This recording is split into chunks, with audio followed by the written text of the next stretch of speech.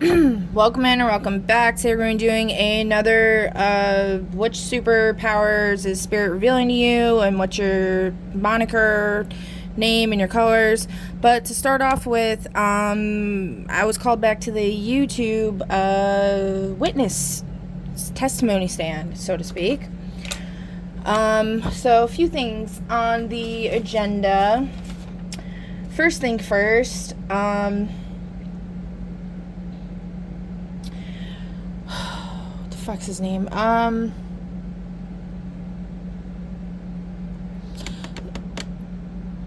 What's that dude's name from Shadow and Bone? Cats? He's like one of my favorite characters. I can't remember his name right now, but that dude, the tarot reader, hermit, whatever, that I posted a bunch about. It's in my posts. Okay? He posted something about how, like, one of his latest videos, he's very cryptic and, like, spooky. weird AF, but he's cool, I guess. I don't know. But sometimes he says stuff that I'm like, I don't know about that. But, like, kind of, yeah, I don't know. Some of his recommendations have been, like, you know, a little bit dicey, so to speak, okay? Alright. But anyway, in this last one, he brought up about the deaf people and the blind person. And there's a whole family of, well, I don't know if they're they're a family, but there's only, the parents are the only ones that are deaf as far as I know. But they have, like, a ton of kids. And the cops are just constantly over there. So I've lived in this place I'm at now for like 8 years, right? A while ago, maybe like 4 years ago, this little girl from this deaf family came up to me while I was sitting in my back patio, and she asked me, do you want to know what my underwear look like? Or something about her underwear. I don't know. But I was, like, really creeped out. And I was like, why are you asking me that? Like, you shouldn't ask anybody that. Like, what? So that right there is an indicator that, you know, something happened not good. Okay? I think you could put 2 and 2 together. Then I ended up having a dream. I don't know how many years later or when. I don't know the timeline. Sometime after this, where I was in what I perceive as hell. I mean, I kind of perceive this to be hell, but it's a little different. It was basically like a facility, and I was running down this hallway. Think of, like, Stranger Things, like where they kept 11 or whatever. It was like that. And I was running down this hallway, and I had this, like, baby in my arms, and it was like blue, like it was basically like dead. And I get towards the end of the hallway, and there's like 2 big ass guards guarding the exit. So I made a door. I turned to my left. I created a door because apparently that's like one of my things that I do. And the door opened out into this like courtyard that was like, it was like apocalyptic out there, real creepy, like Camazotz. And there was a bunch of little kids down there, and one of them was that little girl.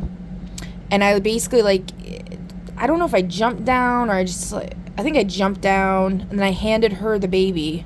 I think it was like her soul or something that they had trapped. I'm not really sure. But there's definitely something fucked up going on with that family. And then I always saw, when I used to smoke cigarettes and I'd be outside a lot in front of my house, the mother would just constantly be parked at the end facing my car, like with their lights on, like basically staring at me, and then every time they pass by, staring at me, grilling me. And I heard that there's, like, you know, spies, like they pay people around here to, like, rat people out for stuff and do things like that. So there's something going on with that. And then the older daughter,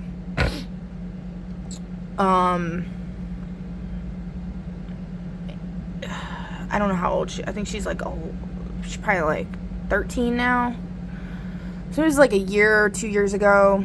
She was making fun of my middle son, my middle son, and supposedly calling him autistic or whatever.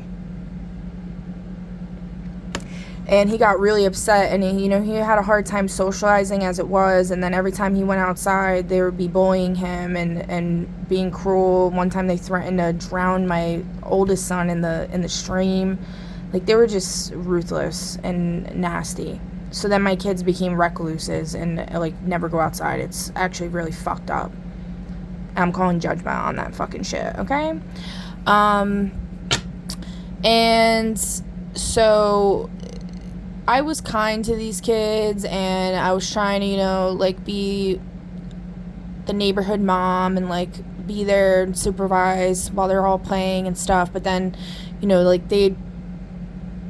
I couldn't always be there, right? So then the bullying and whatever. But there came a point where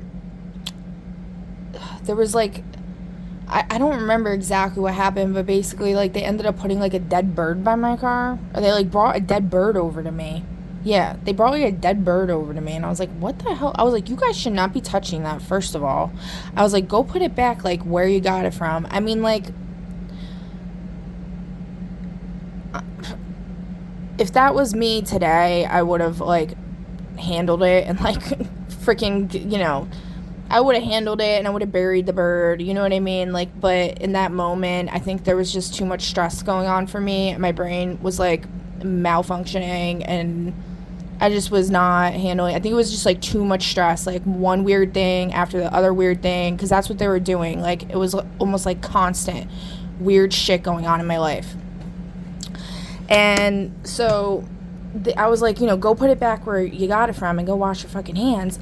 And then they ended up putting it behind my car, like, on the ground by my car, which I don't know. Maybe that's where they found it. I don't know. I don't think so. But they were just doing weird shit, and then, bullying my kids, acting weird. So anyway, when this little girl supposedly called my son autistic, I, like, went over to confront her, because I was like, I've had enough of this shit. I'm like, did you, say this to my son? And she got hella aggressive and, like, started trying to fight me. And my neighbor was out there, and she's, like, witnessed it, and she's like, my brother's a cop. Or was there a brother? I don't know. Yeah, I think her brother-in-law or brother is a cop. And she's like, I'll call him, and so they send the cops over,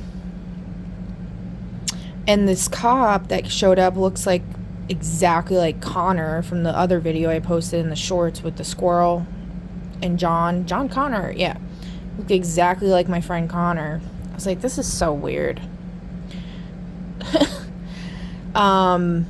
Serious trippy shit.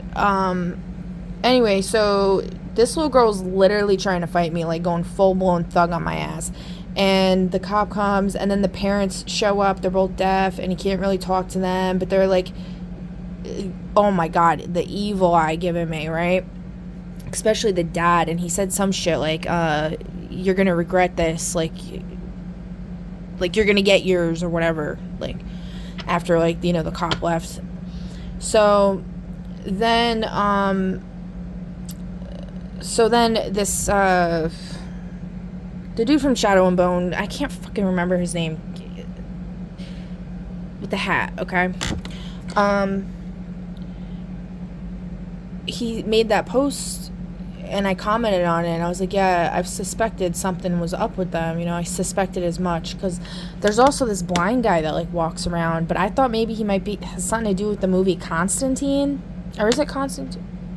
I don't know if it's no, not Constantine. Fuck, what is that movie called? John something. The one with the badass guy that's name is John. Is it Constant? I don't know. Guys, my brain's overloaded right now. I've been, like, doing too much. Alright. Whatever. So that guy that, like, lost his wife and, like, fuck shit up, he's, like, badass. There's like a blind guy who's like in that movie, and I don't know. So this blind guy was walking around, and he like walked into my car when I was gonna pull out onto the main road. He like walked into my car, so I thought that was kind of weird. But anyway, I don't really know. That's all the only interaction I ever had with that guy, and I just see him around sometimes. So I don't know what the dude's talking about with that. But other than that, that little girl that I was talking about before, when I pulled in, her and a bunch of other kids were all on bikes rounding the corner, and I always back into my spot, so that way if I have to leave in a hurry, I can. And also, so my gas tank doesn't get, because I barely have any gas usually, so like, and it's on a hill, like my parking spot, so I have to like park facing a certain way so that I don't have issues with that. I know I'm so fucking ghetto, right? Anybody who judges me, God loves poor people, alright? So you're gonna be fucked. But go ahead, keep fucking talking shit about poor people, because all you motherfuckers that talk shit about broke people, you're a fucking loser, just so you know. And I see you. And like, does anybody stop to think like, oh, maybe they're being forced to be poor, like they've been sabotaged every 5 seconds and have all kinds of fucked up shit going on? Like, oh, I wonder. Okay. Anyway, and then so these kids round the corner, and then this little girl just like fucking grills me and lifts up her hand and like makes like a gesture at me. I like wanted to get out and fucking knock her off her bike, bro, because like whatever I fucking did for her in the dream realm and shit, like, but then I'm like, why is she doing that? Like, that's so weird. Maybe because I didn't say anything, I don't know. I mean, I definitely told, like, I said something to a bunch of people, but nobody gives a fuck, so that's why I'm on here. Maybe somebody will listen, I guess. But then they rounded the corner again, and she did it again, and I was like, wow, okay. But yeah, I don't like it when people look at me like that, so, yeah. Definitely gotta stop. Other thing I gotta address is another tough one. So the other day I had mentioned about my ex-stepsister and her son, and I was saying something like, I don't think he really was, too egregious in his actions. He just seemed really sad or whatever, but I don't know. I like blocked out shit, I guess. I do that sometimes. And I shared a lot recently. It was just a lot. Okay? So, with that one, he was definitely a fucking bully to my kids. I'll tell you that. And there was an incident where he supposedly pulled his pants down and forced himself on my oldest son, teabagged him basically, and my son threw up. And then the family had the audacity to say, oh, he was just playing wrestling. Yeah, that's like, seems to be a common theme of people that I fucking have had to deal with in my life, trying to make things, brush them off like they're no big deal or whatever. After that, I think she like beat his ass or something. I don't know, it's like what they said.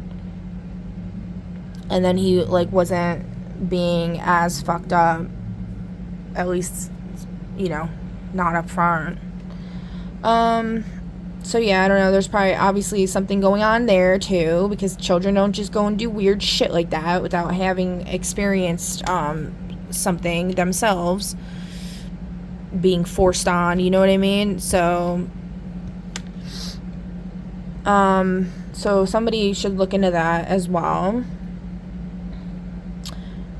What else?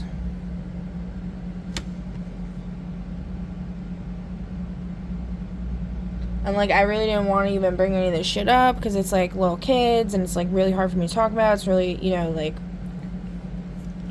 I just don't know how else to get justice for it. And I was just told by Spirit this is what I needed to do. So, it is what it is. Another weird thing, all of a sudden on my Wi-Fi, like, you know, like you look up the Wi-Fi, there's a bunch of Wi-Fis around you if you have neighbors. Well, now one of my neighbors is the name of the judge that basically fucked me over. One of the judges. So I find that very strange. what the fuck is that shit? Okay, this is a real corrupt fucking judge, total piece of shit. The prosecutor even like presented the argument that like I was prescribed fucked up medications that were majorly contraindicating. Literally all you have to do is Google them and it says it. And honestly, I thought I had checked myself, but apparently, I don't know, dude. You know, like, it shouldn't be on the patient anyways, especially if the patient's seeking help because they're fucking have PTSD and are all fucked up. And then you're going to prescribe them shit that's majorly contraindicating and causes serotonin syndrome.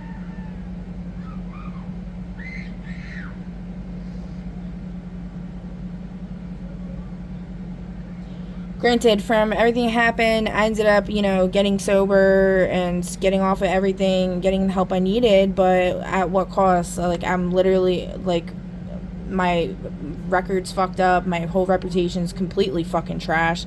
I mean, at this point, I don't give a fuck anymore, but, you know, I have no chance of really getting, like, a good job or anything. And then, you know, the amount of money that they fucking gouge out of people, it's absolutely criminal. Abso-fucking-lutely criminal. People that have drug and alcohol problems already are typically, like, struggling financially, and then you're gonna go and fucking rob them blind. And rape them of every fucking freedom that they could possibly have. The shit they make you do, the amount of money they make you pay is outrageous. It is disgusting. It is insane. And I'm calling judgment on that shit too, bitches. All you motherfuckers deserve to rot in fucking hell. So,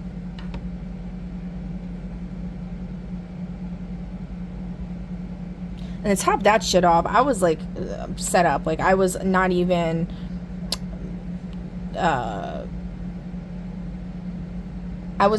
like unable to operate a vehicle. Like, I drove perfectly fine. I didn't even get pulled over. It was just because yeah, I don't know. I don't really want to get into all this shit, you know what I mean? It's really nobody's fucking business. But at the end of the day, it ended up having to do with me being a fucking idiot, complying to their stupid tests, and then they used their little stupid energy thing and made me fucking be all wobbly while I did it, because I'm a dumbass.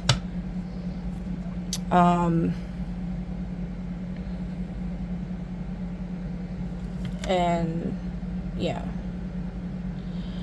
so that's that. Do you want me to explain more? Let's see. No, and maybe likely yes. Who's saying yes? Believer in reincarnation. Someone who does not believe in reincarnation.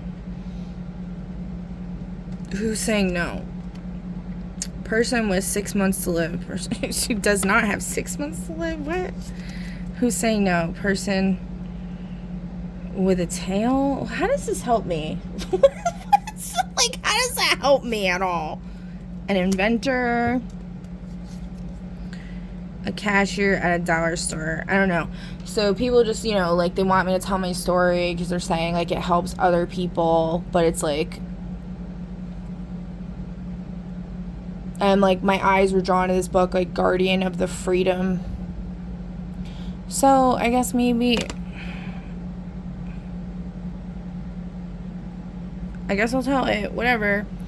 So, essentially, my middle son, soul was hijacked, and he was acting completely bonkers, destroying my house daily, attacking everyone aggressively, fucking shit up royally, non-stop, for days on end. And I had a very hard time ever calling the police because I had PTSD from the police, from them swatting my house back in the day. Literally the whole police squadron showing up with AK-47s or assault rifles, whatever the fuck you call them.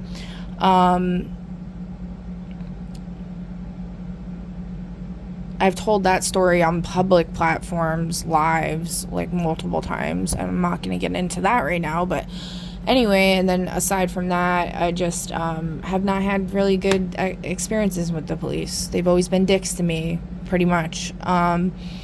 So I was always hesitant to call them for help. I didn't want any type of paper trail on my son. I didn't want any type of bad reputation for my son. I wanted to try to handle it myself. But we were under heavy spiritual attack, which I had evidence of that because I have security cameras all in my house. They're not functioning right now, but they were at a point, and I could see orbs literally going into my children and then them getting aggressive and fucking each other up. So, and just like, unfortunately, like, I had no clue how to defend myself, and I was always being gaslighted by everybody and made to believe it's not a big deal. This isn't what you think it is. It's this, it's that, it's your fault, it's blah, blah, blah. So, you know, I just never dealt with it the way that it needed to be dealt with, and shit just got worse and worse and worse. He was breaking everything in the house, busting up the fucking doors, busting up this, busting up that. And, you know, granted, at the same time, you know, yes, there was like some interference with like demonic entities or whatever the fuck it was, but I was definitely not, you know, in the right headspace either. I have severe PTSD. I'm doing much better now, but I was really not in a great place to begin with. And I know that did not help anything. So, I mean, I don't know.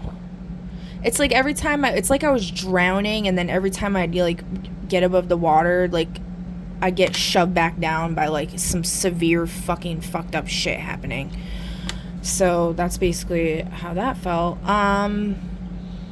So anyway, there was a moment in time where my son was doing this for like a week straight, at least 3 days.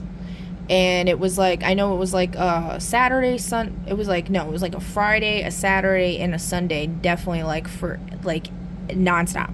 To the point where I couldn't even shower, I couldn't even take care of myself, like I couldn't take care of anything because I was constantly having to battle with this kid, like defend myself and defend everybody in the house against him, because it was like he was literally like, his father named him after the gladiators, Maximus. Like, he was literally like fucking in battle mode, bro, like fucking gladiator, like, yeah.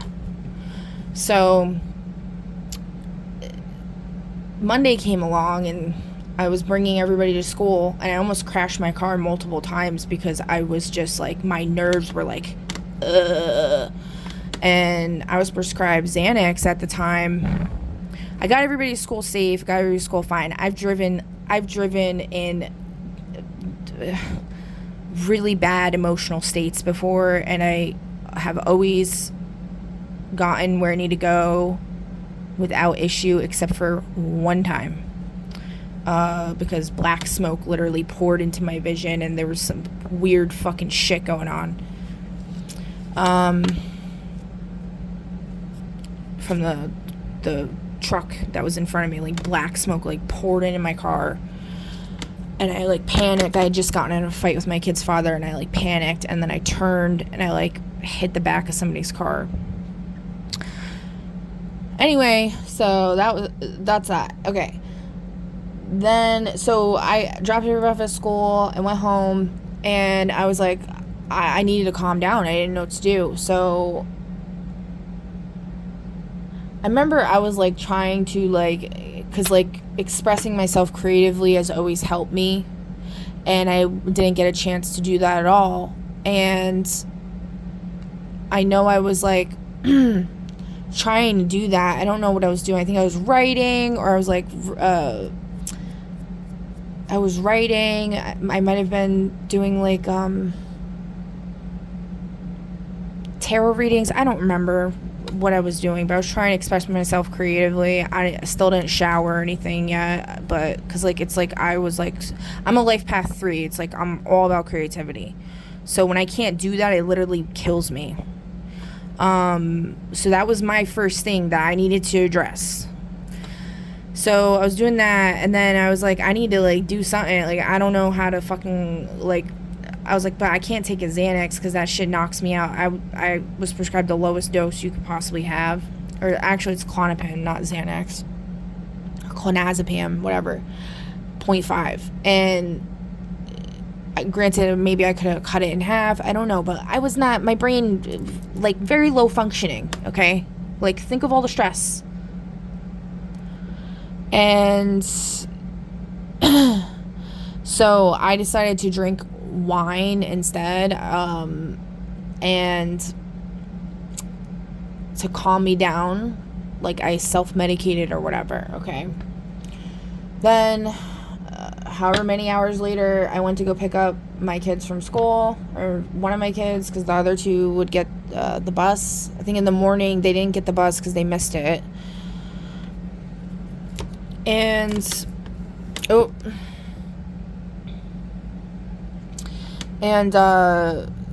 mind you, I had not showered, so I stunk. So I gave myself, a ghetto shower. I put rubbing alcohol. I cleaned my armpits out with rubbing alcohol. And I was like, oh, great, like thinking, actually, I think I even recorded it. Like, I was like recording myself talking, because I was trying to get more comfortable, like talking in front of the camera, because I wanted to start doing tarot readings, like, more often on YouTube. So I was trying to get more comfortable in front of the camera and stuff, so I was trying to record myself more often. So I remember I was recording myself talking about how, like, they're probably going to think I was drinking booze because I cleaned my armpits with rubbing alcohol. Hopefully they don't. And I was running late as well, so, like, I ended up having to go inside the building. It was, like, a double entryway or closed-in, like, entryway, right? And then I remember I was, like, thinking about how when I used to work at Walmart, some dude, like, accused me of being drunk or whatever because I smelled like alcohol, because I would constantly be using hand sanitizer, because I worked at the super center and the mechanic shop, and the mechanics were constantly coming over on the computer and stuff and, like, getting grease everywhere, and I have OCD. So I don't know, I was thinking about that, and then I was like, whatever, like, I don't care, it'll be fine. So then the security guard ended up reporting me to the on-site officer, who reminds me of that Dave guy I was talking about. And I'm not saying this Dave guy reminds me of DLP Dave. I don't think they're the same emanation at all. Could be. I don't really know. But the Dave, I'm talking about the Dave that, like, pulled over when those two assholes, like, the one called me Smokey the Bear. They were making fun of me in the car, and then they kept calling me Smokey the Bear, which it helped stop forest fires. Like, that's not the worst thing. Bears are cool, like, don't get me wrong, like, but that's not why they're, they weren't trying to call me that to be redeeming. They were trying to call me that because I'm, like, big, and they'll always be calling me fat, and even though I really wasn't fat at that point. But yeah, like, they were not calling me that to be nice. So anyway, that's the Dave, like, with that situation I was talking about the other day, where they, like, ripped me out of the car and kicked the shit out of me. So this officer is just, like, has no soul. And I was trying to explain to him, like, and I just was not okay mentally. I really wasn't. So it was hard for me to advocate for myself at all, and I really should have just kept my fucking mouth shut, but I was so closed off from the world, and I really did need help. But anyway, I ended up, like, doing the sobriety test, and, like, I felt like an energy beam come from the fucking car and hit my legs, and then my legs would not stop wobbling. I was walking perfectly fine before that. And then, I mean, add on to that, like, the PTSD factor with police, like, that didn't make anything easier to deal with. But yeah, that's just all, like, a trap. But yeah, so that's basically what happened. And then they brought me over to station, and I was just kind of like fucking with them the whole time. And then I was thinking, like, I'm gonna get arrested, I guess, and like probably never see my kids again, because I didn't fucking know what the hell was gonna happen. And I started like sobbing. It was so embarrassing. The one cop was being like a total fucking douchebag. I really don't like that cop. But anyway, I've never seen him again after that, so. But I always see that other one. I mean, he wasn't like mean to me, like, but he just, it's like he doesn't really give a shit, you know what I mean? Like, he's very like, and then he pulled me over kind of recently, and I was like, why are you, to tell me my fucking taillight was out. It's like, bitch, I know my fucking taillight's out. I can't afford to get it fixed, you fucking idiot. You want to pay for it, bitch?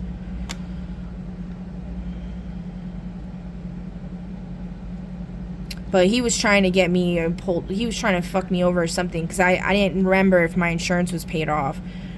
And I don't know if they're monitoring my thoughts or something, because they have that technology as well. They're all a bunch of fucking Matrix agent creepos. And I wasn't sure.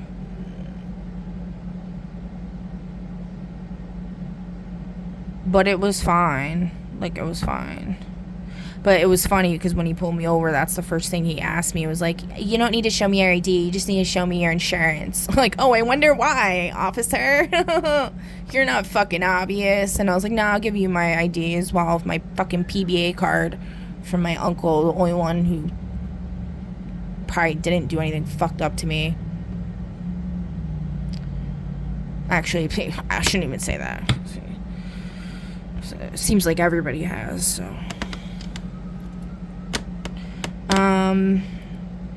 Yeah, so that's my fucked up, embarrassing ass story.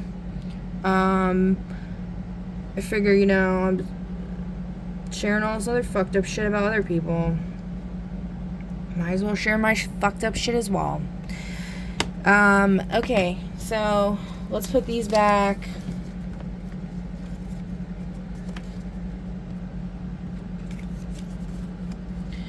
And yeah, I mean, and like that's why, like, I feel like it's fucked up to actually watch those DWI videos on people, because it's like incredibly embarrassing and like really nobody's fucking business. You know, you shouldn't drink and drive, but like if you're actually like not harming anyone and nothing bad's happening, it's really nobody's fucking business. Like, if that's the case, then they should put fucking breathalyzer things in, like, everybody's car if you want to play like that.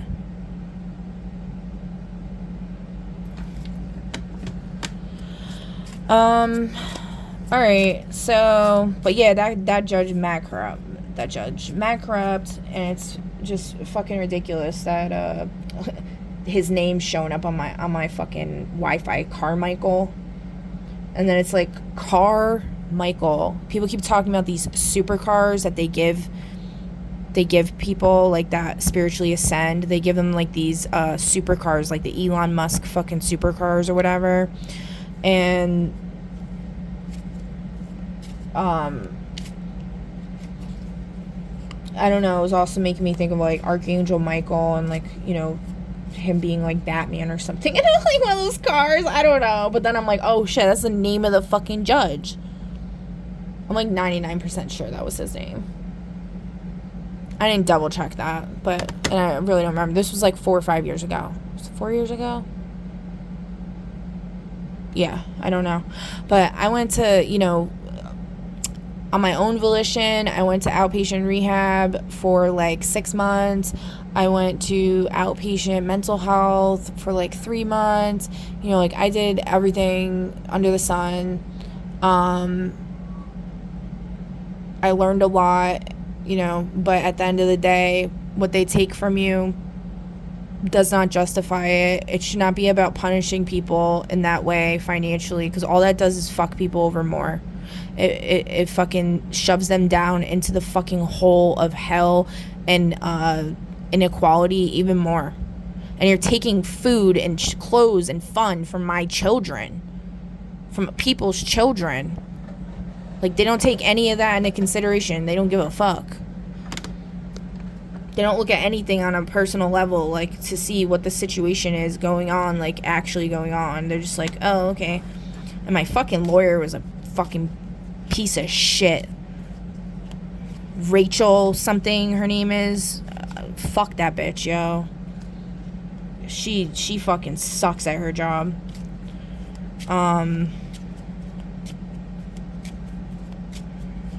Yeah, sue me, bitch. Watch what happens to you. So, and that's not a threat, that's a promise. Because God, though, you know? I've seen what happens to people that fuck with me. I've seen it. Okay. Alright, so moving on.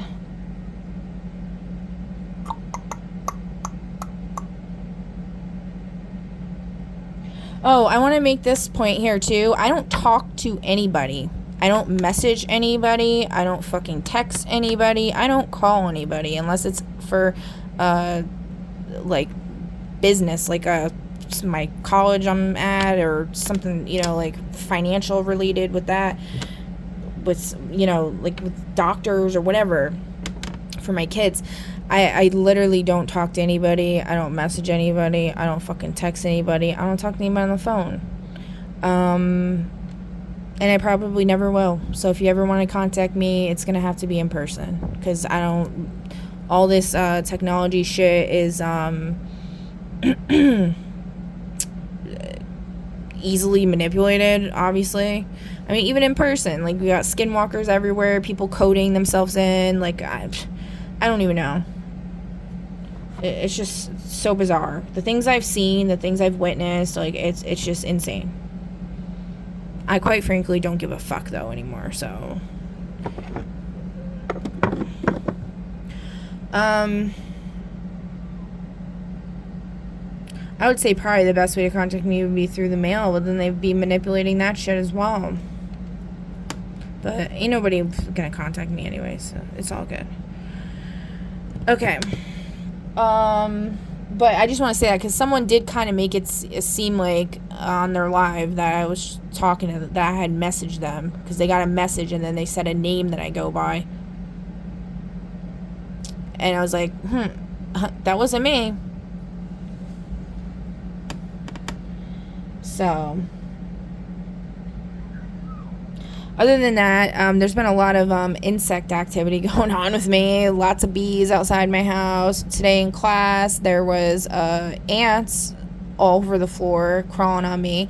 And then a yellow jacket chilling on my foot. I brought it outside. It was chill as hell, though. It was kind of funny. But, like, the windows were closed and everything. It was just so weird, like, where they were coming from. I don't know, but... so apparently I got, like, Snow White, Bug's Life storyline going on right now. Oh, no, look at this. Huh. Ain't that, like, Snow White and... Is that that's Alice in Wonderland? That looks like Snow White.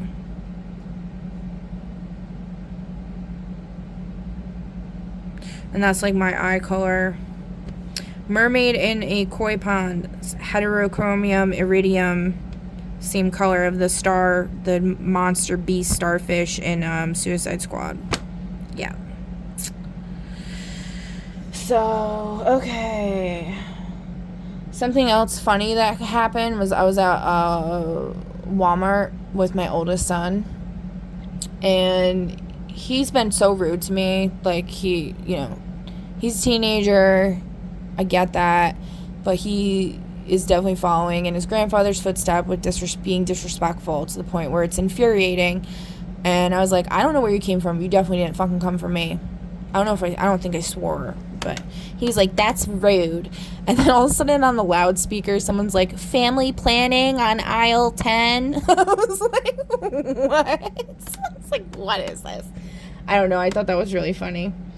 And then there's these two guys outside. One had a nose ring. I didn't really, like, get a good look at them.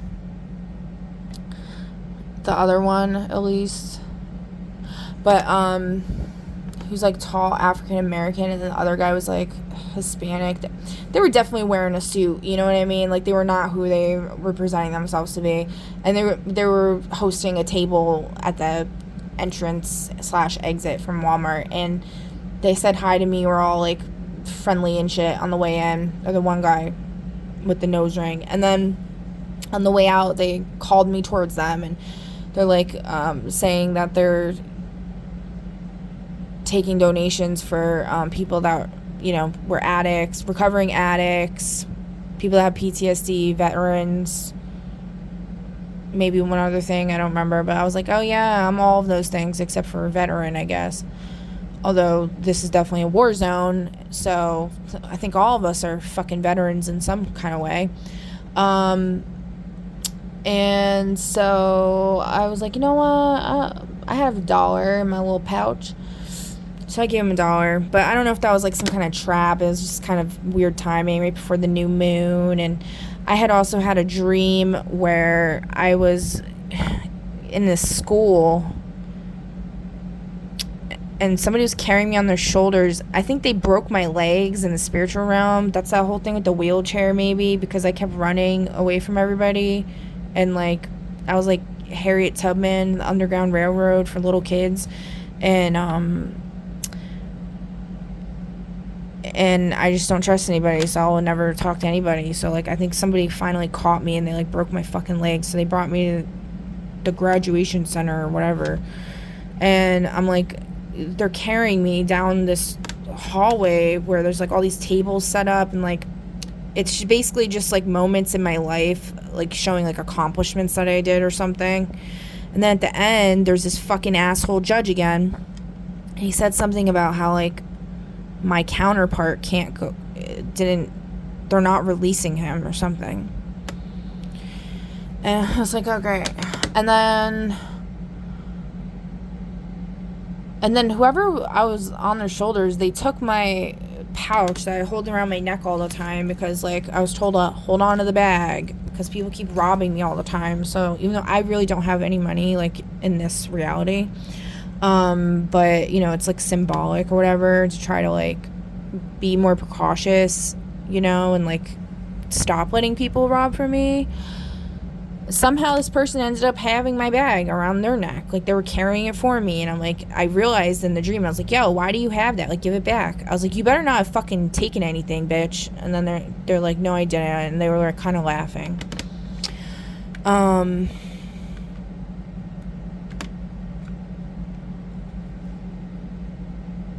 So that was that. I rebuked any attempts on stealing my money or my abundance, but who knows, right? I feel like there's something else. I just can't remember. I think that's good enough for now. I guess let's kind of like read these cards, and then I'm just going to do the reveal, and then I'm done. I've embarrassed myself enough. And you know what? Like, I keep saying that, but it's like, life is life, dude. Like, shit happens, you know. It just sucks when it's like it prevents you from ever having like any type of success or achieving your goals or your dreams. Because I really wanted to become a environmental lawyer, just a lawyer in general, so I could like really finally get shit done, you know. But that ain't gonna happen. So, Beauty and the Beast in reverse, number 8. Let's see.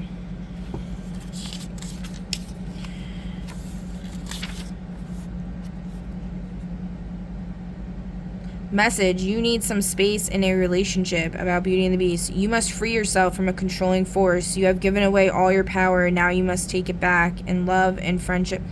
Is this saying that I have given all my power away, Spirit, or somebody's given all their power away? Or, yeah. Is that what it's saying? Or in the reverse, that means that you didn't. So, did myself or the collective, or all of us, give our power away? We got 2 people saying yes and 1 person saying no. Who's saying no? Person who is bullied. So someone who is not being bullied. Oh, so the other 2 are being bullied into saying yes. Video game tester. They don't test video games. A logger. They're not a logger. Okay. I gotta reset these cards. I feel like they're just... Well, they're kind of meant to be funny, though, when I do this. But I'm just not in a funny mood right now at all.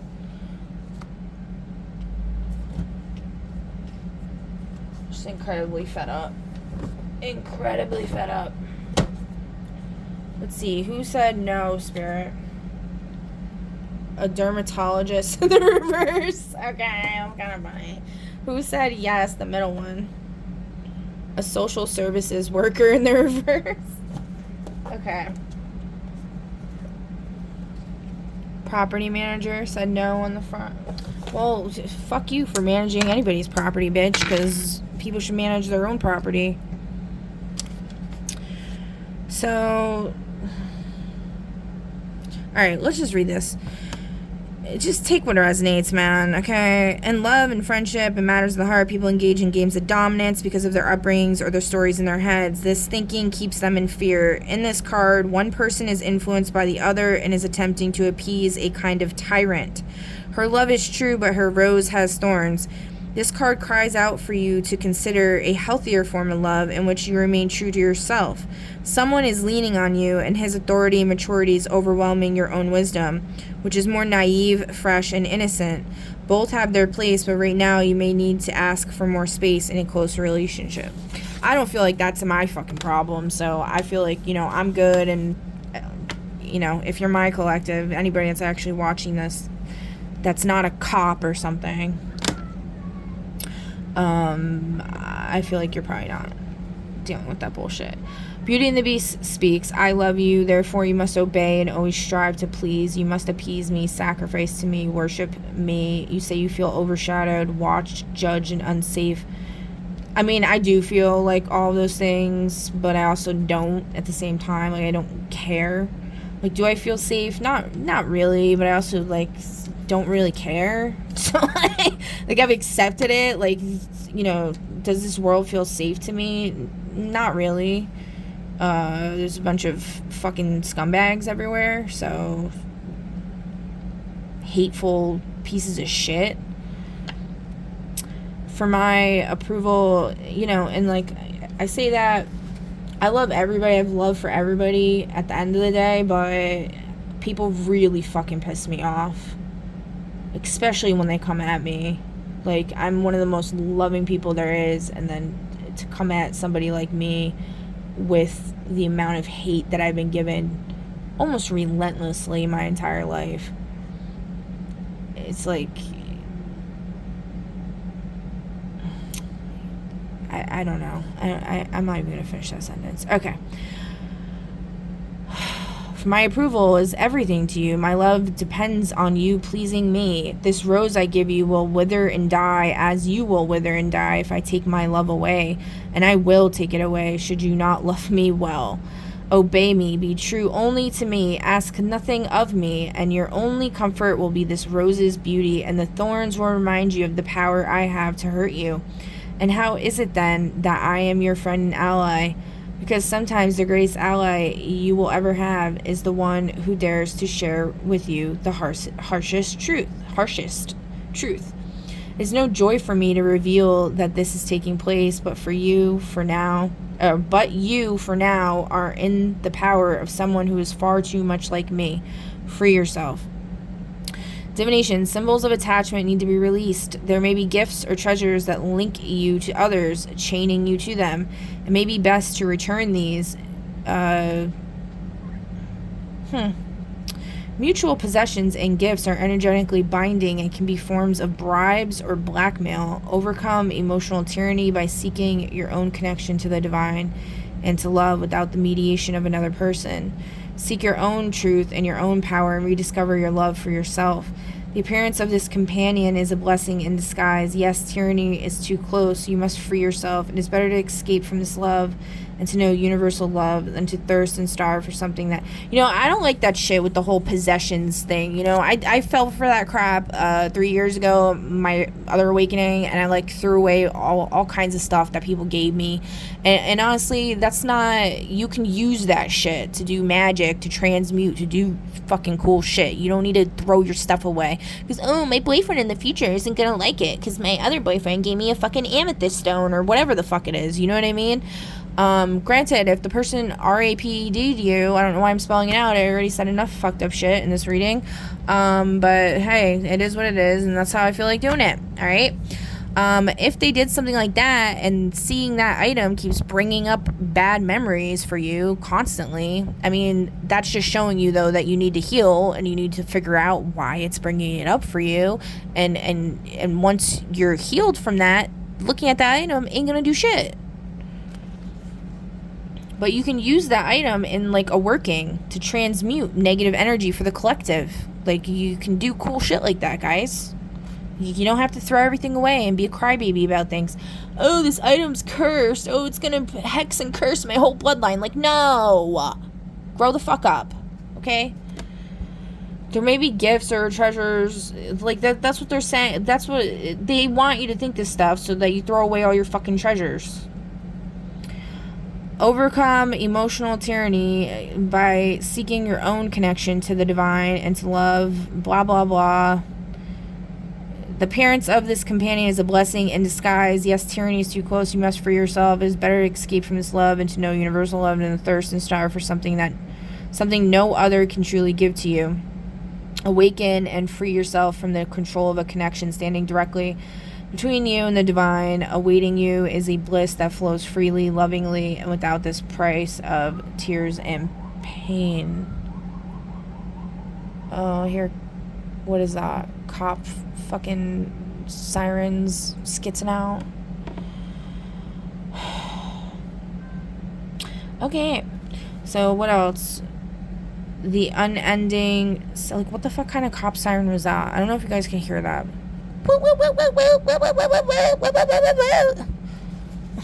Like, what is that? The unending sadness of looking back. 36.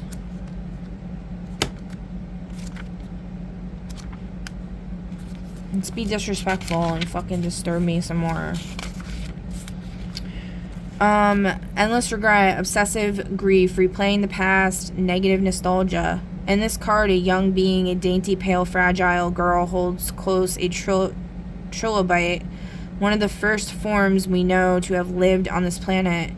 Tears streak the girl's wistful face. She is not looking ahead but within, and seeing that a plan, a strategy, and a basis for her life has not been what she thought it was. The past is still very much alive to this delicate one, and while she lives with the past held so close, nothing of the present or the possibility of the future can reach her. For now, all is nostalgia and regret, looking deeper and deeper, further and further back. This is keeping her trapped in an emotional prison that is creating great sadness.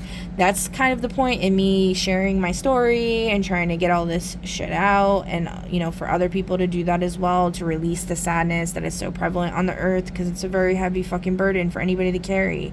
And, I might get, in trouble for sharing things that I've shared. I really don't care at this point. My life fucking sucks.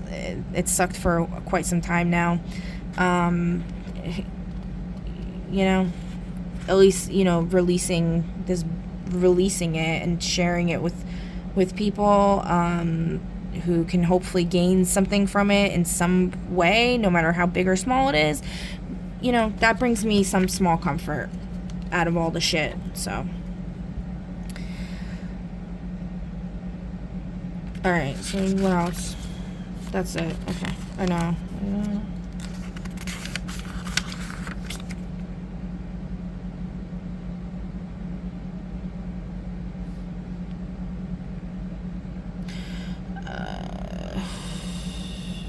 The shadow of the past is feeding off your energy, becoming a living thing. When its time has long passed and it no longer belongs with you, you're offering yourself to the past as a victim, nursing pain and being suffocated. Represented by this ancient trilobite, the being you have created from the past who wants to be a fossil. but whom you insist on bringing to life. Your true self wants only to be free and to be allowed to evolve and change. For your own sake, you must allow the past to fade so the wound can heal, so the scar can knit and become a mark of power. You can do this. Yeah, I mean, but you have to do that by, I guess, letting it out. I don't know. Like, for some people, other people, like, they can do it by journaling or something like that. Apparently, I can't do that. I can't tell people. I have to do it publicly, because every other way that I've tried has not released me from it. So far, doing this is the only thing that has. I don't feel the burden of the things that I've shared anymore after I've shared them on here. So that could be because my Chiron is in the 3rd house, I think in Gemini.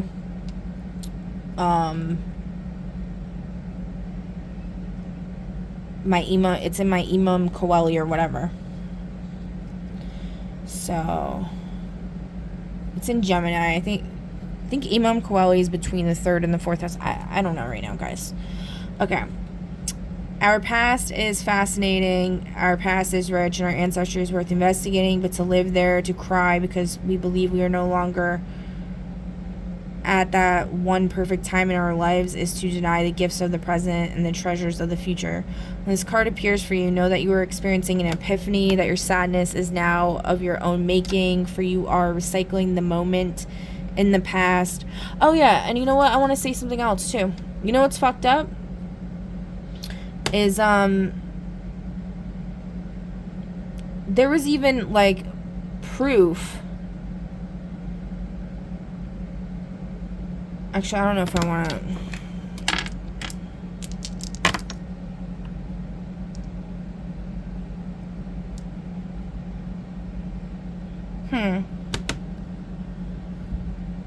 You know, I don't need to get into that. It's like fucking stupid anyway. It doesn't matter. See, that's what we're doing here. We're just letting shit go at this point. You know, it comes to a point where it's like, enough is enough. Alright? I don't know.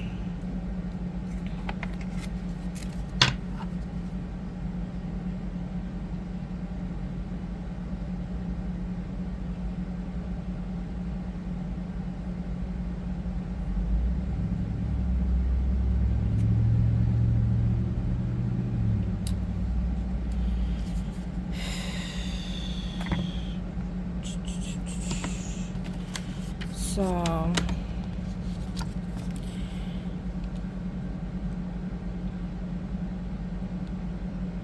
yeah. Alright. Yeah, I don't need to say anything else. I've already said enough. I've said way more than I feel anybody really should say, or needs to say. But there are plenty of people who do need to speak up, and the world will change if they do. So,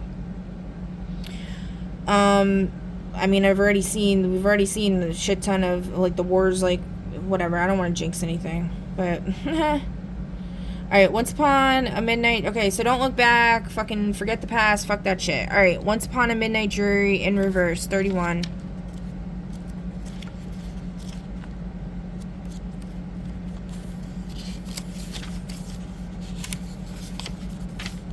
But, like, you can learn from the past, you know? Like, I feel like that's not the best advice. But don't live there. Don't dwell on it, and don't live there. That would be, like, the card, the past, the prison, and one of the other decks. Alright, ravens are omens, and here they're ravens. They're omens of your creativity.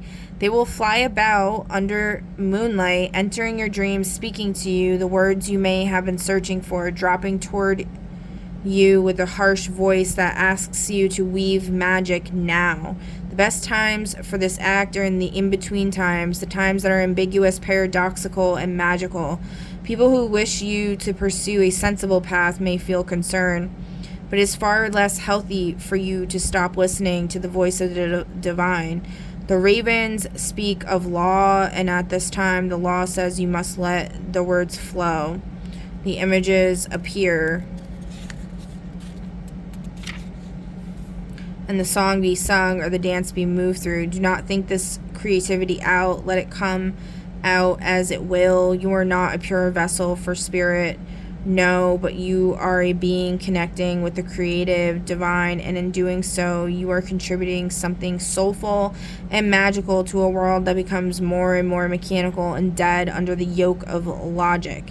You will liberate us all and teach us through the power of imagination. You have at present a wonderful, clear connection to the divine, and so the sacred is speaking through you. It may be through your hands, and a painting may come. Through the air, a poem may thunder towards you. And it is your role at this time to write it down, because the creative joy and impulse is not yours, does not belong to you, but it must be caught for a time, brought through into this world via your body, and brought to life in this world by your work and holy acts. You are a creative being, and not only does this mean working with the creative genius, the muse, the daemon, all about you. It means sweat, strain, and hard work for a time. It means you will turn up for work when the muse seems aloof. You will never recreate the divine perfectly on paper, but you will bring through something of its essence. You must know that this is not you, and when people say it is your writing or your work that they admire, know it is your dedication to the divine that has brought it through. Speak the words of the poet, sing the song, paint the images previously unseen by human eyes, walk between the worlds, but keep one foot here always, so we can bring you back to create once again safely. It's time to shape your dreams into reality. Start that book and keep going. Paint that picture, and then another and another. Capture the divine moment and inspiration, and then by hard work show up and sweat until it is shaped and completed. You're engaging in sacred magic. You're being asked by the spirits of the world and the laws of the raven and the bright full moonlit magic to contribute creatively to be touched. So basically this is saying you're not being called to do that. Maybe you've done that too much already and you got no you got no recognition, you got no nothing for it, you got no reciprocation.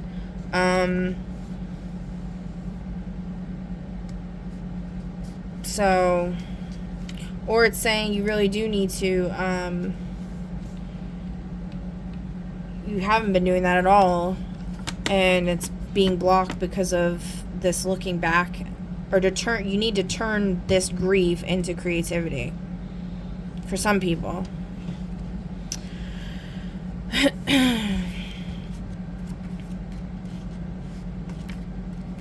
Which I feel like that's what I did by sharing my story and making it into some kind of like fantasy novel or some shit.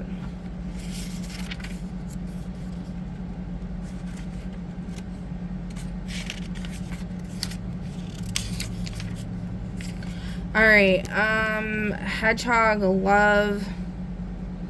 You have found a new family, a soul group of kin, friends with whom you can play, teach, laugh, and share. Groups like this Hedgehog gathering are made up of individuals, but they can act as one when it comes to keeping their friends protected, safe, and feeling like they truly belong. Sometimes for the first time in their lives, these hedgehogs will teach you their ways, and for a time you will be one of them.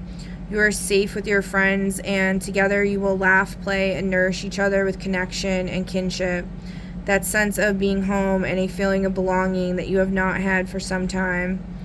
They do not ask you to be unlike your true self, just to respect their ways while you are among them.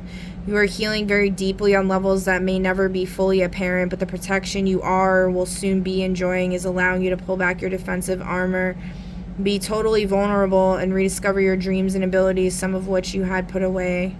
Hedgehog Love speaks. You are like us. You have been taken, adopted, marked, and accepted by creatures who are quote-unquote other, disproving your belief that you are an internal outsider. You have found kin, and you now know you can always call on your brothers and sisters. People who are real, positive, upbeat, and determined wish to hang out with you now. Join them, and let's all experience a time of play, of protection, of being surrounded by loving beings. Like us, you may look different on the outside and you may seem a bit prickly from time to time, but you just want to be safe and to be surrounded by people who accept you and bring out the best in you.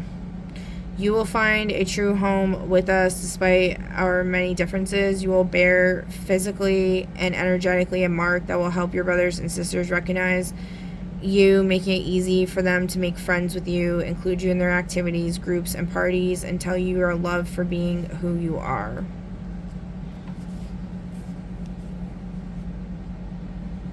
Divination. This card indicates your true family will be, for a time, a group of close-knit friends who look out for each other and have lots of fun times and adventures together.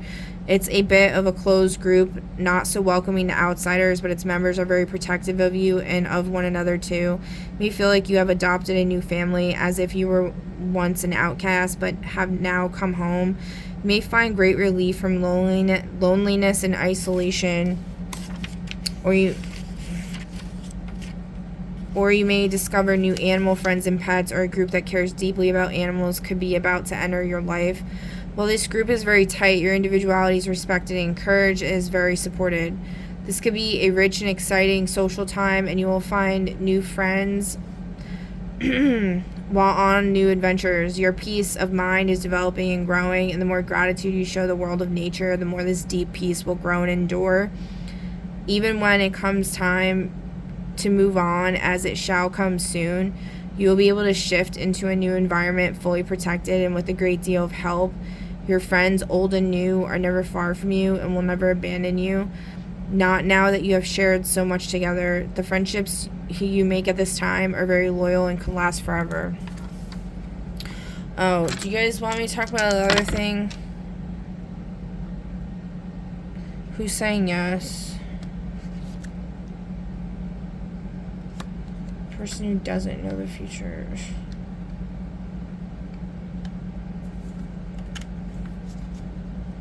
Who's saying no?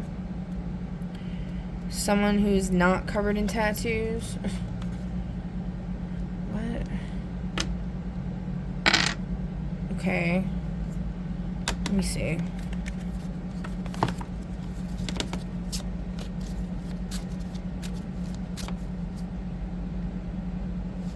Your intentions and actions are measured on a cosmic scale, universal weighing. Okay, so how does that help? If I share it, what is the justice? Human Rights Lantern. A spotlight shines on mistreated groups. Advocacy intensifies.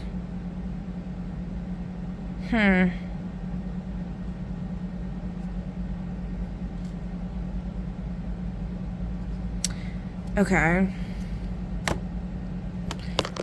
So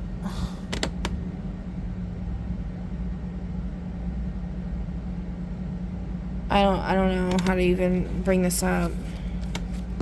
All right, let's finish this and then I'll get into that, I guess. All right, what do we got? 28.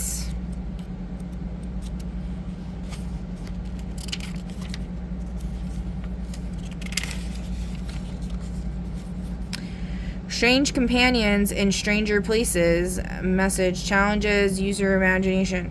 About strange. Okay, one of the great wise shape-shifting animals is the fairy tale being. These beautiful creatures are full of complexities, and they travel through perils and uncertainties, following their own journeys until they have learned a bright lesson about life, surviving, and becoming oneself. Sometimes we forget, with all their sweetness and beauty, the powerful journeys beings like Snow White and Alice in Wonderland take.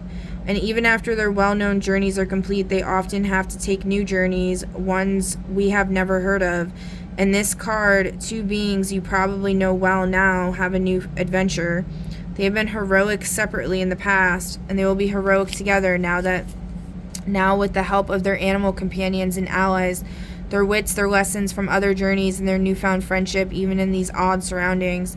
They never expected this to happen, but neither did you. Your own fairy tale adventure, dramatic, dark, shadowy, and wild, is about to begin in an unknown world. Embrace this great adventure. You have help and enough imagination, daring, and brilliance to pass every test. Strange companions in stranger places speak. Einstein, one of your wise ones, said that imagination is more important than power. How true this is.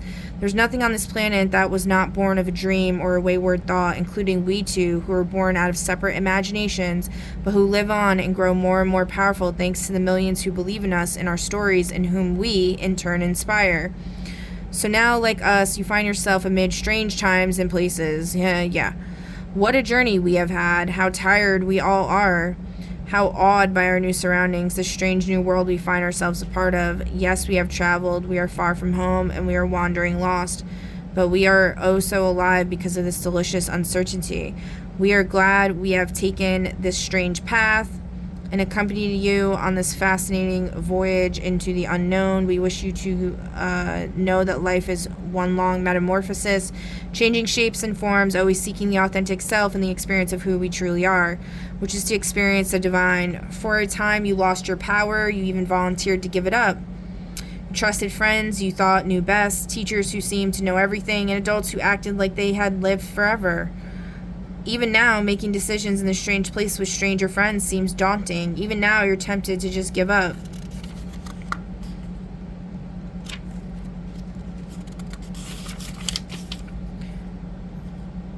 Follow friends and fashion to party and forget your cares. Anything, anyone, they all seem better than knowing your own power and being responsible for it. Do not give up on your own ability to make great choices, to use the unlimited power of your creativity and imagination, no matter how new and unknown everything and everyone is at this time. Oh yes, this world is strange, but so are we, and so are you. This world and who and we who are in it are also beautiful and full of fresh new promise. You have all that you need within you. The compass of your heart and your shining creativity will guide you now through the wilderness of the unknown. You have a great power within you, the power of your creativity, your imagination, your dreams, and your dream self. You're going through great changes, and it seems to you like you have no power, but if you use your imagination, if you get truly creative about how to deal with new people and places, who you can be and what you are capable of, you will shine. You also have beautiful, strong allies who have accompanied you on this journey and will not leave your side. They may bring inspiration for drawing, for daydreaming, brilliant stories, for knowing how things should look, for being able to write the most ethereal music, or for dancing as light as a feather. Whatever your gift, use it to head into and become more familiar with this new territory and explore this strange new place where you've chosen to begin a new life for yourself. No more hiding. The adventure is one which is taking place now, and you are a part of it all. There will be unfamiliar sights and emotions, and a great many strange feelings will come up for you as you wander, but there will also be riches, mysteries, cultures, great artistic moments, and the chance to create a world for yourself, a world you have imagined into life.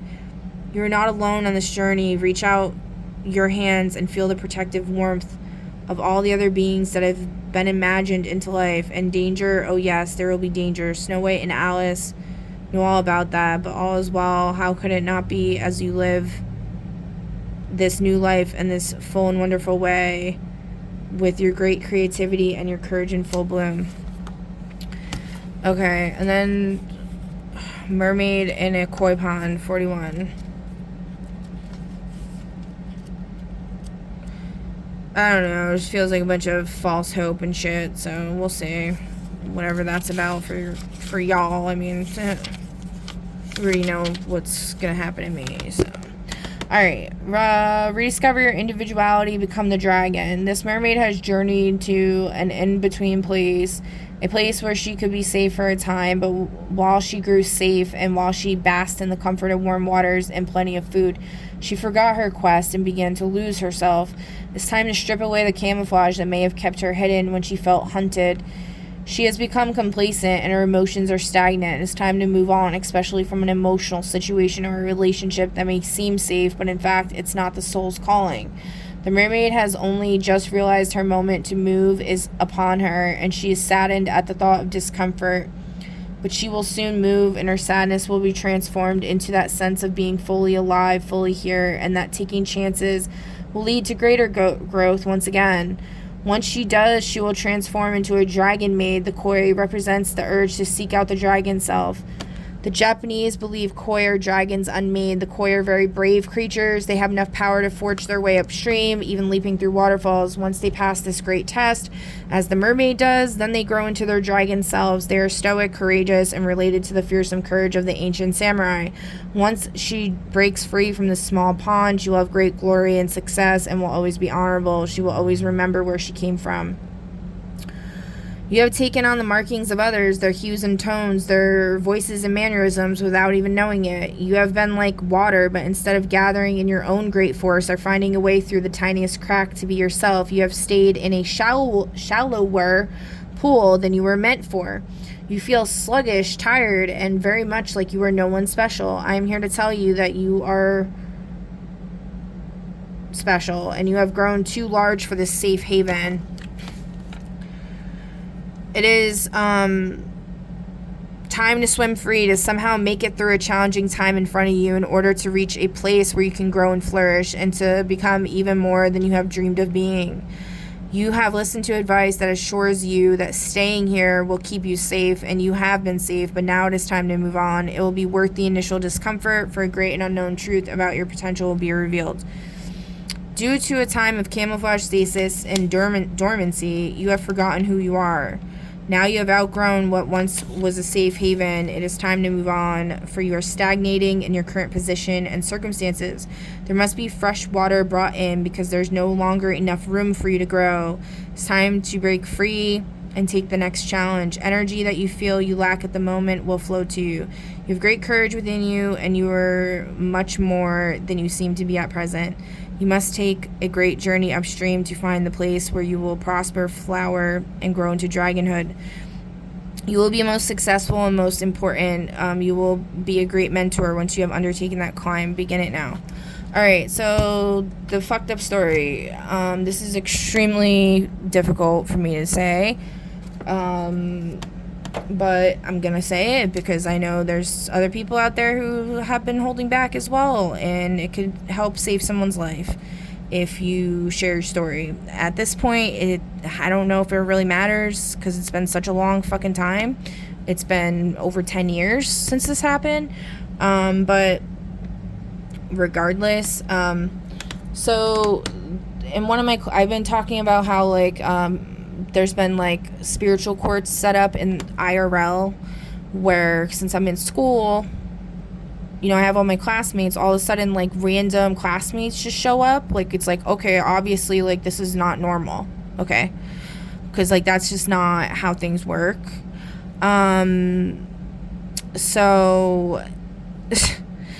like the most recent, well, no, not the most recent, I didn't talk about that one yet, but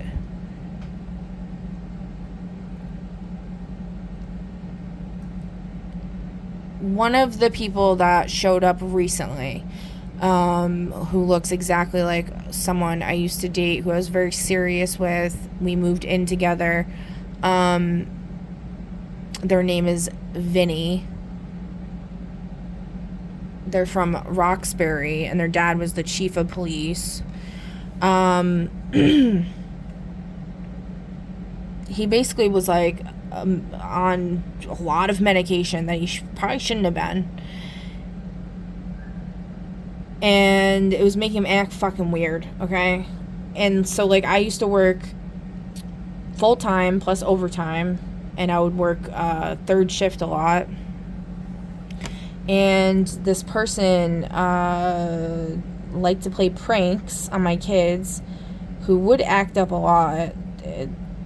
They're kind of, you know, my kids kind of like always been like kind of like punks, like I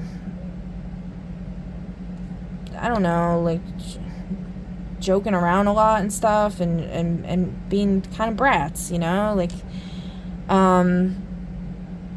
I would say they have good hearts, like, compared to a lot of these evil fucking pieces of shit I've seen out here. They're definitely not like them. But they're pretty disrespectful, like, to me. They always have been. Because they witness, like, their father and their grandfather treat me like shit. So, like, that was their prime examples of how to treat their mother. Anyway, so, like, Vinny, you know, like, was trying to teach them discipline. He was very, like, Virgo energy with, like, being super organized, goal-oriented, and stuff like that. Like, he was really great in that way. But then he would get, like, really weird. I think he smoked a little too much reefer or whatever. And he did some weird shit where he, like, was watching them, and I came home, and, like, his friend was there. His friend had come over, and his friend was like, I'm not gonna, I refused to leave until you got back, because Vinny literally went upstairs, and then he was up there for, like, a couple minutes, and all of a sudden your kids came running down the stairs screaming and naked. And I was like, what the fuck? And, like, he would just randomly, like, wake them up in the middle of the night, because he said he was, like, trying to train them to be able to, if there was a fire or something, they need to be able to, like, wake up or whatever. And then, like, he said he did that because, like, they wouldn't get up, so that was the only way, was to, like, shock them awake by, like, doing that. But it's, like, highly inappropriate and fucked up and, like, weird as hell.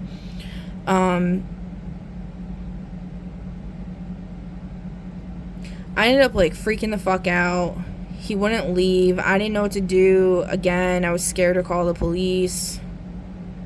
His dad was also, like, the chief of police, so it was, like, I don't know. That's something, like, that was really hard for me to share a story, because I was definitely, like, in the wrong in this situation. I ended up going to bringing my kids to my kid's father, who, it was, like, the lesser of two evils, essentially. And I asked him if he could help me to get him out of there. So we went and picked my kid's father up, and then on the way back, my kid's father called him, and he's like, you better get the fuck out of there. And when we pulled up, he was, like, packing up his car, and he was, like, scattering, like, he was, like, dropping shit, like, he was scared shitless, and then he, like, peeled off or whatever. And then, like, a couple days later or something, he showed up at my house, like, with his dad, and, like, when I wasn't there, and, like, was taking all of, like, my electronics and stuff that, like, he had given me.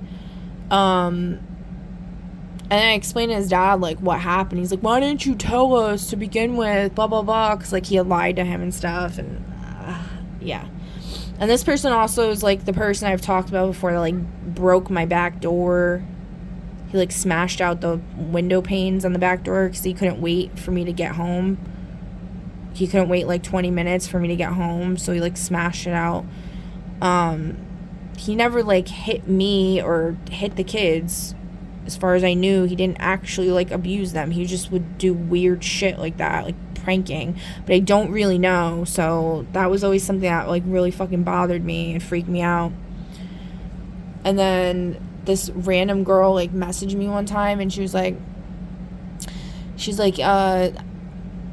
I was thinking about dating him, and, like, I have a child, so I wanted to check with, like, people he dated in the past and see if there was anything, you know, like, I needed to know. And I explained to her, like, what happened, and yeah, I don't know, guys.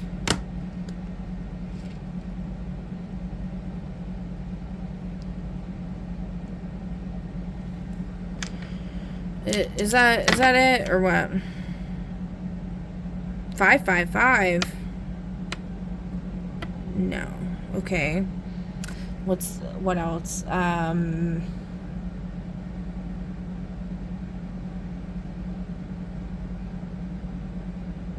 other fucked up thing is,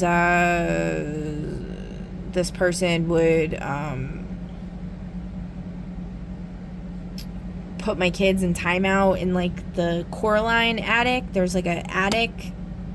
Their room was, like, on the second floor we lived in a duplex, and there was, like, 2 floors on the second part of the duplex, and their room was on the second floor, and then there was, like, an unfinished attic part. And he used that as like a timeout. And I don't know if he ever like did that for any extended period of time, but there were never... The one time I remember that happening, they were not in there for long at all. And I honestly don't even remember like what happened exactly.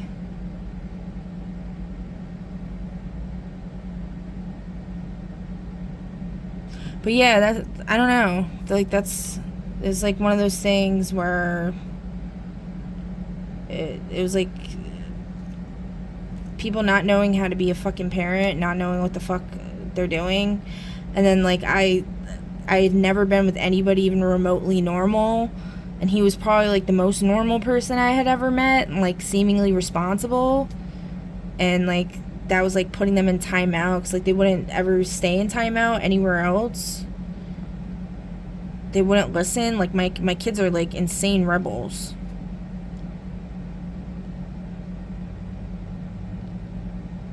So yeah, I don't know. That was really fucked up.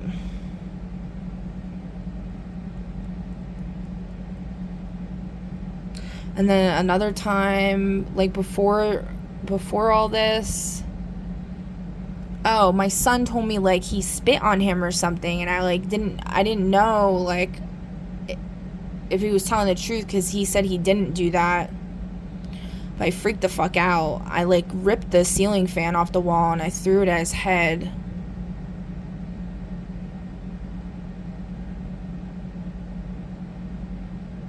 And then I went to like smash him with like a fucking lamp, and I like smashed my knee or something instead, and I like sliced my knee open on the light bulb.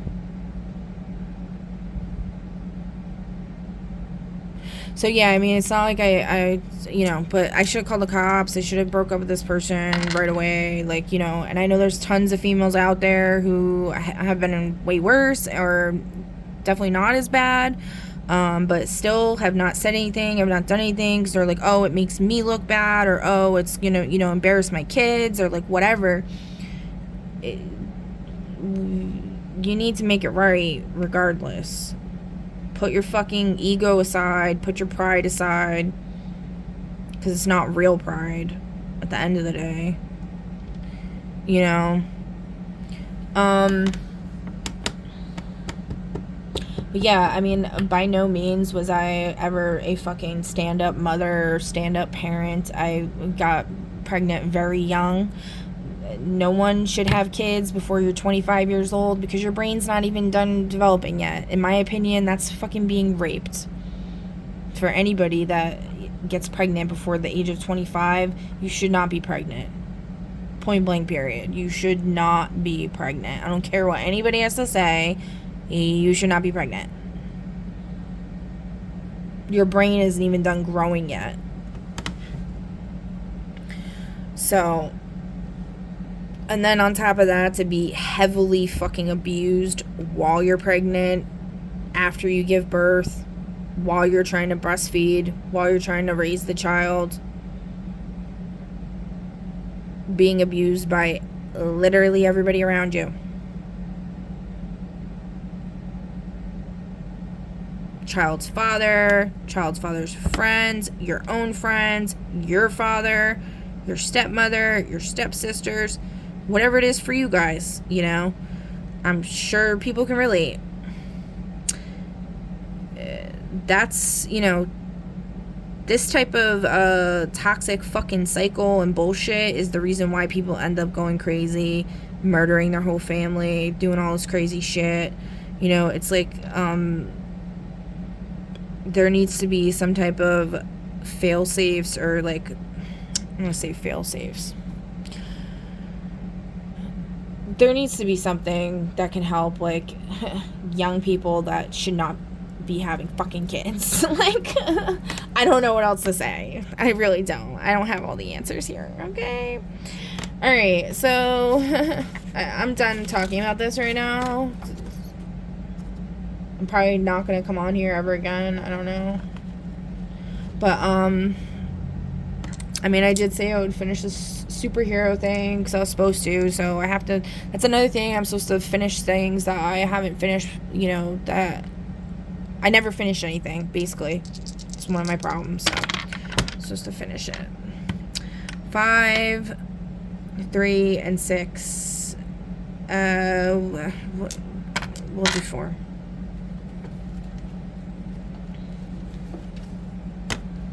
So we'll just do 6. Fuck it. Oh, this is places. This is events.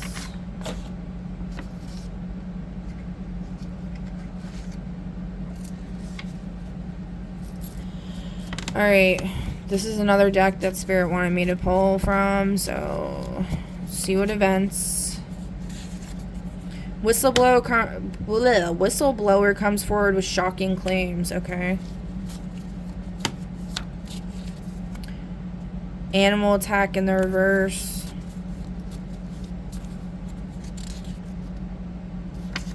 Large-scale astrological alignment or rare transit in the reverse. So maybe something bad with that. What is the... Sagittarius. Uranus and Sag in the 4th. Uranus, unexpected shit. Sagittarius, do travel, something with family. Animal speaking human words in the reverse. An object claimed to be cursed changes owners. There's that cursed object crap again. Oh. Mysterious fire destroying government documents. Didn't that already happen? Trump Tower. Alright, we'll just do one more. A musical concert or Broadway show. Okay.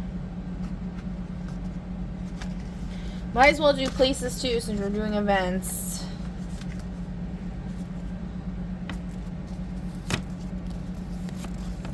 A courthouse. Egypt. Underbridge. The farm. Bedroom. Conservatory.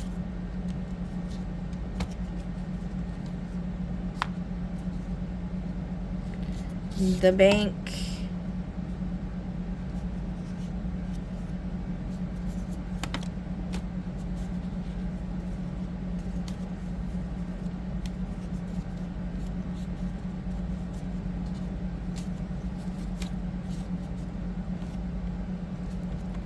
The back rooms.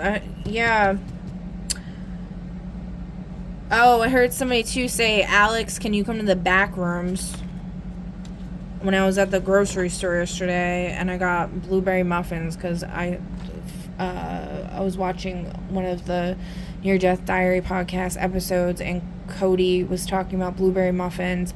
So I was like, oh, I feel like I should get blueberry muffins. And then they said, Alex, can you come to the back rooms over the fucking intercom? I was like, okay.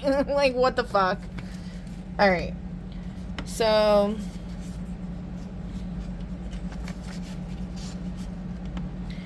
anyway...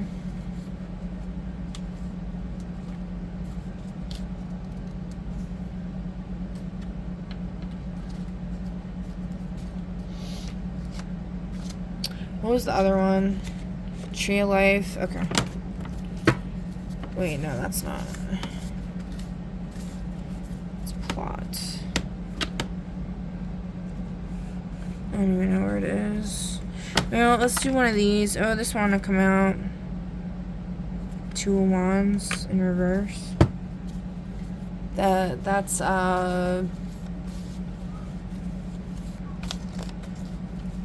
not receiving. The divine spark of emanation. Wordless grief, somatic pain without emotional narrative, trauma encoded pre-language, transmutation method, Feldenkrais micro movement, tiny slow motions to restore nervous system choice. I honestly don't even know what this means. Oh, like having pain and not being able to understand where it's coming from or why you have that pain. Yeah. So somebody that might help somebody out there, just Google like with that Feldenkrais. False enlightenment, detachment without compassion, intellectualization, embodied service, ground insight through action. Again, I'm not really sure. Detachment without compassion. A lot of times if I ever like told anybody anything about my story, they would intellectualize it and they wouldn't give a shit.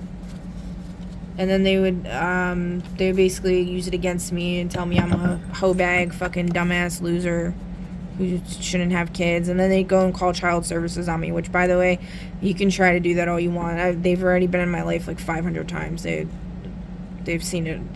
They don't care. Or it's not that they don't care, but they know that I'm not like actually a bad mom. Like I actually love my kids. And there's just been a lot of fuck shit. Oh, here's the Tree of Life. I mean, I guess I could do Beetlejuice, but here's a Tree of Life. This is what Spirit asked for, was a Tree of Life, so we're doing Tree of Life.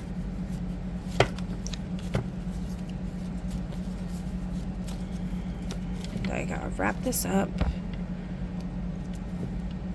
Intellect, communication, analysis, emotions, relationship, intuition, withdrawal, seeking deeper meaning, letting go. Planning, considering future actions, initial steps. Two of Wands again, this time upright. Eight of Cups.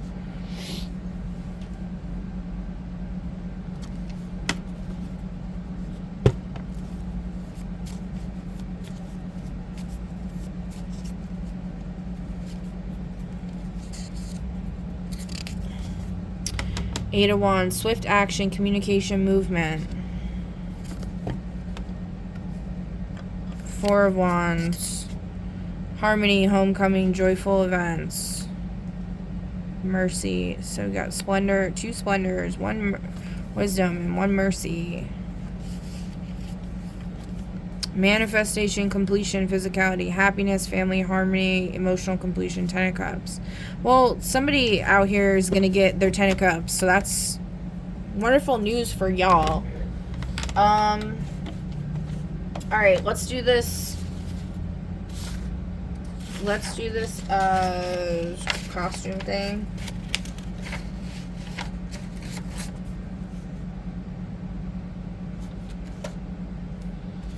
If I can find it. Alright, so pick a number between 1 and 5. Pause the video if you need to. And then I'll see you at your selection. Alright, for those of you that chose number 1, you got 44, which is the Quiet Oracle. Your colors are bone, black, and muted teal. You got 9 powers. Your first one is, we're going to do some of the environmental powers and then maybe some of the other ones. I'm not sure if decide on the way. I'll decide along the way. Alright, so your first power is Mycelial Whisper. Communicates with fungal networks to detoxify soil and redistribute nutrients. Your next power is number 8. We're going to do light manipulation. Your third power is 9, which is fauna revival. Revives weakened or endangered animals and restores their vitality. Next power is number 6, which is corruption extraction. Pulls quote-unquote spiritual pollution from land affected by violence, neglect, or exploitation. Your next power is blood memory, ancestral recall through lineage. Your next one is aqua purity pulse. Sends a wave through any body of water that instantly clears microplastics, heavy metals, and pathogens. Your next one is toxic transmutation. Converts pollutants, chemical, energetic, and emotional into harmless or beneficial substances. You got 4, which is aerokinesis, wind shaping. You got 21. Desert bloom, bring water and life to desertified or drought-stricken regions. And that's it. Pile 1, congratulations. Alright, pile 2, you got number 54. Your name is the Ritualist. Crimson, black, and bone are your colors. Crimson, black, and bone. You got 12 powers. Holy shit. Your first one is 9, which is fauna revival. Revives weakened or endangered animals and restores their vitality. Your next one is number 1, which is toxic transmutation. Converts pollutants, chemical, energetic, emotional, into harmless or beneficial substances. Your next one is 4, air clarion fields. Creates a radius of perfectly clean air, dissolving smog, smoke, and airborne toxins. Your next one is electrokinesis. Next one after that is pyrokinesis. Then you got corruption extraction. Pulls spiritual pollution from land affected by violence, neglect, or exploitation.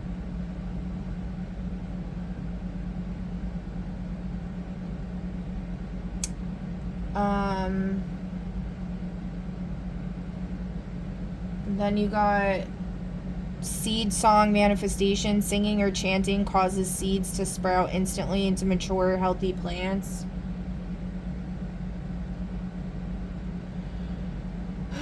Then you got mycelial whisper. Communicates with fungal networks to detoxify soil and redistribute nutrients. Next, you got biome reweaving. Reconstructs damaged ecosystems by restoring native species and rebalancing food webs.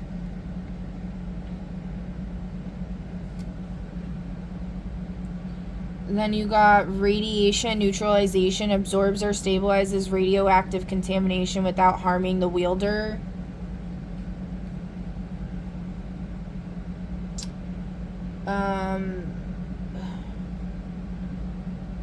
And then last but not least, you got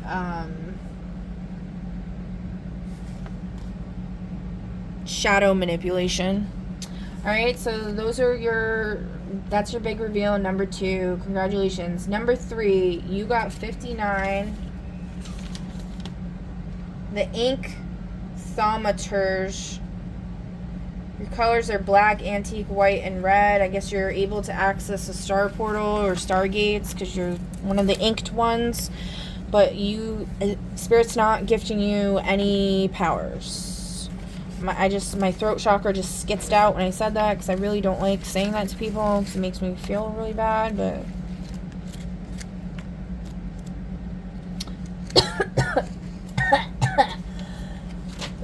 Oh my god. Okay. Alright, so what does Spirit want you to do anyways? Department of Agriculture in the reverse?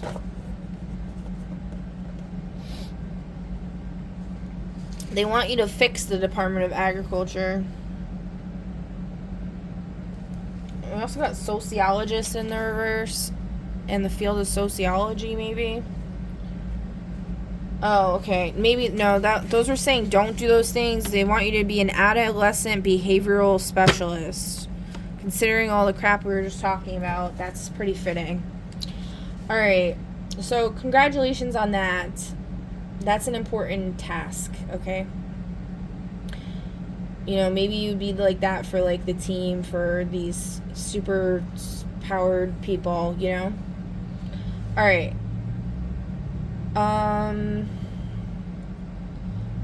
Then we got...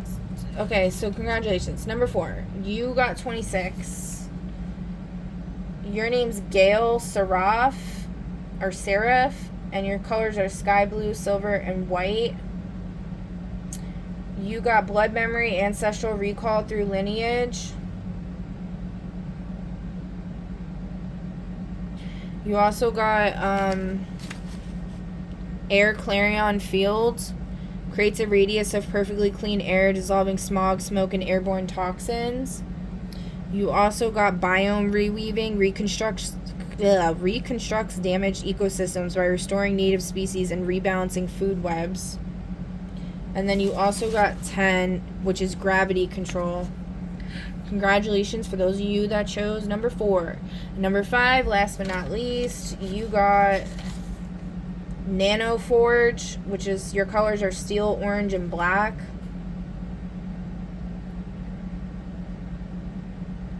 And your numbers are your first power is hydrokinesis. Your second power is blood memory, ancestral recall through lineage. Your third power is radiation neutralization, absorbs or stabilizes radioactive contamination without harming the wielder. Your fourth is seed song manifestation. Singing or chanting causes seeds to sprout instantly into mature, healthy plants. Your next one is oceanic healing current. Sends restorative energy through ocean currents, healing reefs and marine life. That's a cool one. I mean, they're all cool, but it's like different, you know? Okay. Next one is shadow manipulation. Then you got terrakinesis, earth shaping. Then you got corruption extraction, pulls spiritual pollution from land affected by violence, neglect, or exploitation. All right, number 5. That's your reveal. Congratulations. And let's just pull a couple fortunes for y'all. So pick a number between 1 and 5. Those of you that chose number 1, this is your fortune.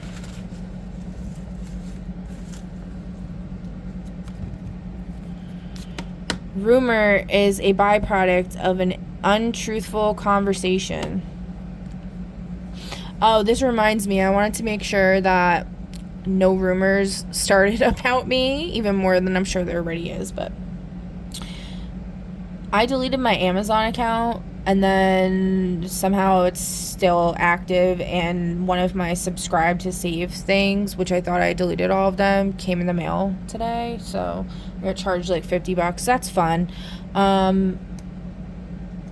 So yeah, I just wanted to put that out there. Also, I found my glasses that I thought were stolen. I don't know if they were actually stolen, because like I said, sometimes like things will go missing and I'll like know for a fact that I had it in a certain place, and it will just go missing and then pop up in like somewhere different.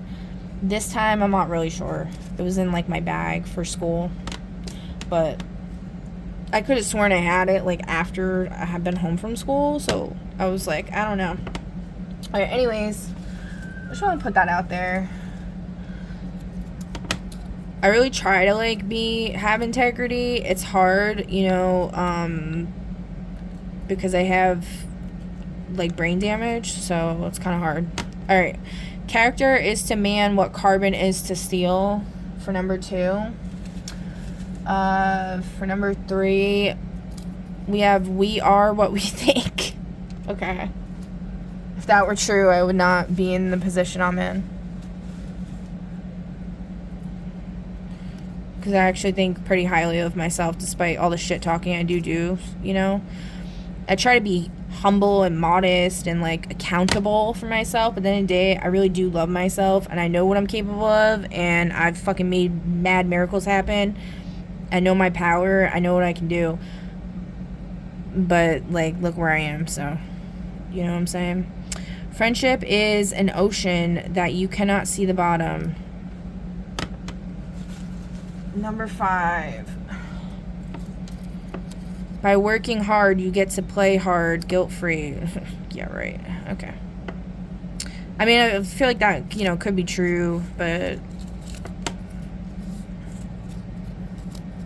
it seems like I don't really get to play at all. Every time I try to play, somebody always intervenes and fucking ruins it. You know, I was just trying to play kickball with my son, and then all of a sudden, like, 5 people show up, like, random ass fucking people, and then he wants to play with the little kid, obviously, so he runs away. Like, I can't even have, like, 5 minutes with my child, like, to play with them. It's, like, fucking ridiculous. I think it was like, I felt like I was meeting somebody like important though. It was weird. It was like this woman and her little daughter who was like 3 years old, and then this like her father came, who's like an older gentleman. They have like really positive and cool energy, but you know, I don't know who they are. But my son was being insanely friendly with them. I was like, oh my god, give him some space. Jeez. But yeah, I don't know. Alright guys, that's all I have for you. I hope this helped or whatever. Somebody just honked. Maybe it helps somebody. Feel free to comment down below. Like, share, subscribe, follow, all the things. I greatly appreciate it. And I'll catch you on the next one. Bye!